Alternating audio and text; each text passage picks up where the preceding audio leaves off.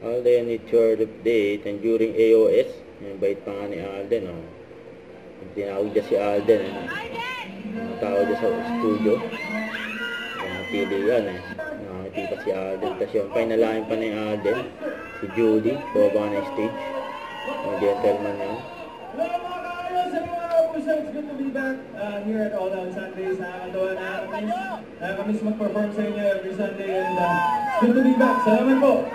Yes, Alden, congratulations naman. Sabi naman yun.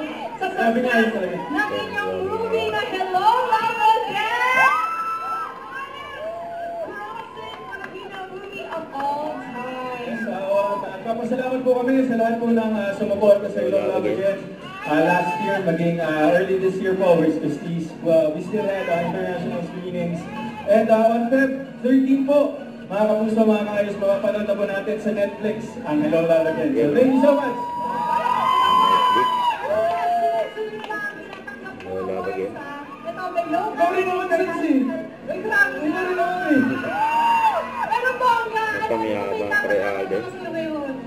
Well, sa ngayon, meron tayong ilo-launch na bagong show ng GMA. So, abangan niyo po ako. I'll be hosting that show this year. So, abangan po natin yan.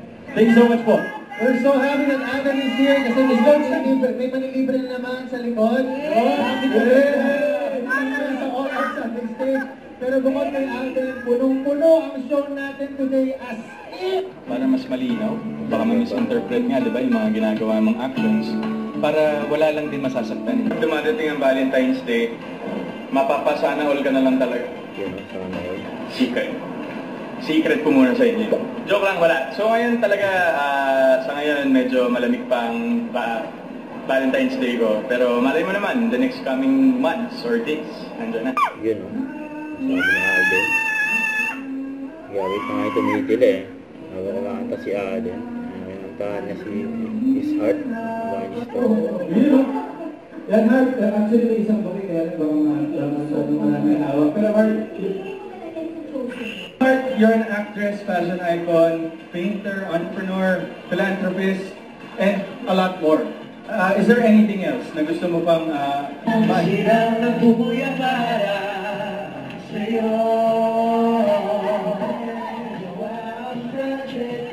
Siya ni Alden.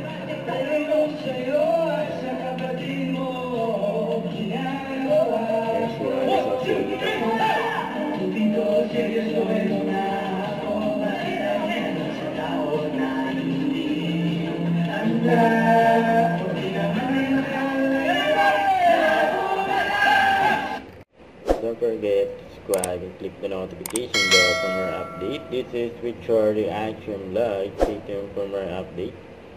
See ya.